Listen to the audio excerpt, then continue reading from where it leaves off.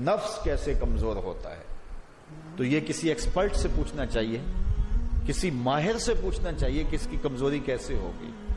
ہماری بدنی امراض کے لیے یا صحت کے لیے ہم جو بدن کے ماہرین ہیں، طبی ماہرین ہیں، ان سے پوچھتے ہیں۔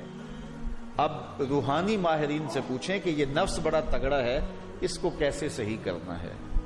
علامہ اقبال علیہ رحمہ جس شخص کو اپنا مرشد مانتے ہیں اور کہتے ہیں میری اندر کی بیماریوں کا علاج جس شخص نے کیا ہے، وہ مولا جلال الدین رومی ہے۔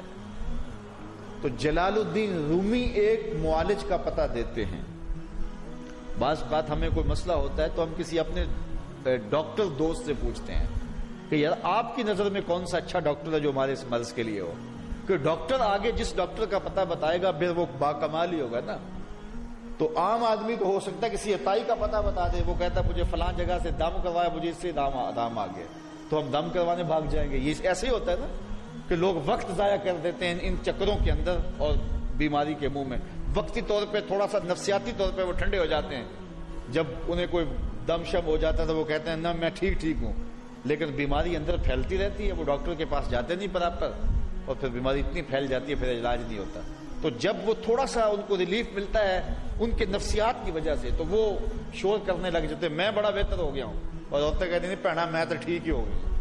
تو وہ نتیجہ کیا ہوتا ہے کہ بیماریاں پھیلتی ہیں اور باقی لوگ بھی اس طرح چل پڑتے ہیں، تو یہ ایک عجیب رنگ اور عجیب ڈھنگ ہوتا ہے۔ تو یہ بات ذہن میں رکھیں کہ جب کسی بھی بیماری کے حوالے سے ماہر سے پوچھا جائے تو وہ صحیح مشورہ دے گا۔ عام آدمی اپنے انداز سے بات کرتے ہیں، تو کسی ڈاکٹر سے پوچھیں کہ جناب اس شعبے کا ڈاکٹر کیا، تو وہ صحیح ڈاکٹر بتائے گا۔ اب ماہر سے پوچھا گیا، ماہر بھی کون ہے؟ جس کو اقبال نے بھی اپنا مرشد مانا، اور اقبال نے جس کو اپنا مرشد مانا وہ مرشد ہی ہوگا نا۔ اللہ اکبر۔ تو وہ اقبال فرماتے ہیں ایک مرشد کا پتہ دیتے ہیں علامہ رومی کا، اور رومی آگے ایک مرشد کا پتہ دیتے ہیں۔ ہفت شہر عشق را عطار گشت ماں ہنوز اندر خمیں یک کوچام۔ شیخ فرید الدین عطار کے بارے میں حضرت رومی کہتے ہیں کہ یہ وہ شخص ہے کہ جو عشق کے ساتوں شہر گھوم چکا ہے، اور حضرت رومی کہتے ہیں کہ میں پہلے شہر کی پہلی گلی کے کونے پہ کھڑا ہوں۔ اب شیخ فرید الدین کس مرتبے کے شخص ہیں؟ تو ان سے پوچھئے کہ آپ ماہر ہیں، اقبال کا مرشد بھی آپ کی دہلیز پہ کھڑا ہے، تو آپ بتائیے یہ نفس کا علاج کیا ہو؟ تو شیخ فرید الدین فرماتے ہیں آؤ میں تمہیں بتاؤں اس نفس کا علاج کیسے کرنا ہے، کیونکہ یہ نفس کا علاج ان لوگوں کے پاس ہے۔ باج فقیراں کسے نہیں ماریا، باہو ظالم چور اندر دا ہو، یہ ان لوگوں کا ہی کام ہے کہ اس کا علاج کریں۔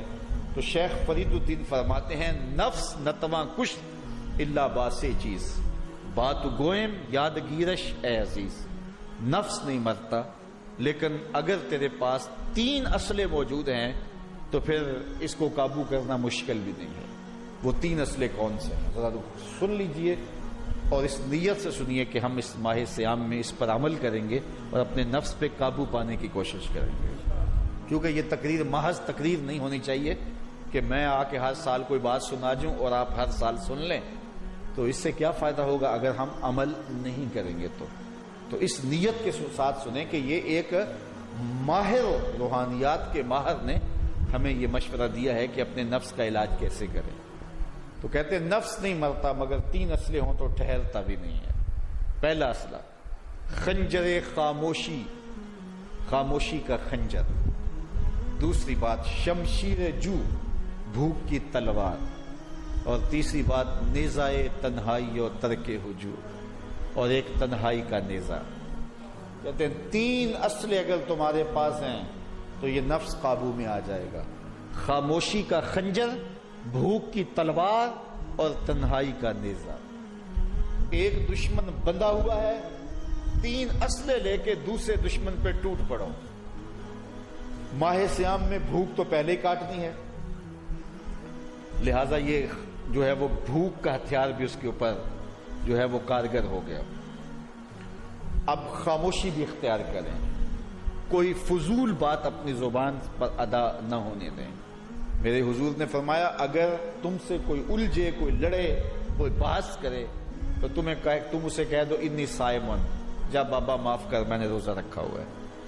تو اس طرح اس کو ٹال دو کہ جو ہے وہ انی صائم، میں روزے سے ہوں، میں نہیں لڑنا چاہتا، میں نہیں کوئی فضول بات کرنا چاہتا، میں کوئی بے مقصد بات نہیں کرنا چاہتا. لیکن فرمایا جو جھوٹ اور جھوٹے اقوال اور اعمال نہیں چھوڑتا ہے اس کے بھوکے اور پیاسا رہنے کی اللہ کو کوئی ضرورت نہیں ہے. تو خاموشی اختیار کی جائے. اور تیسری چیز العافیت فی العزلہ، تنہائی میں عافیت ہے، اور یہ ہمیں اختیار کرنا چاہیے. حضرت شاہ نقشبند بخاری علیہ رحمہ فرماتے ہیں فقیر کے لیے بہترین جگہ مسجد ہے یا پھر اپنے کامل شیخ کی صحبت ہے، اور تیسری چیز تنہائی ہے، اور چوتھی جگہ سوائے ہلاکت کے اور کچھ نہیں ہے. اس لیے ہمیں کہا گیا بازار میں دیر سے جاؤ، جلدی واپس آ جاؤ، مسجد میں جلدی جاؤ، دیر سے واپس آؤ. تو بہترین جگہیں مساجد ہیں. کامل پیر اگر کسی کو مل جائے، آج تو اس دور میں کامل کا تلاش کرنا بھی ایک مسئلہ ہے، لیکن جن لوگوں کے انفاس کی خوشبو سے دلوں کی تربیت ہوتی ہے وہ مفقود نہیں ہوئے، اگرچہ تھوڑے ہیں، اگر طلب سچی ہو تو مل ہی جاتے ہیں.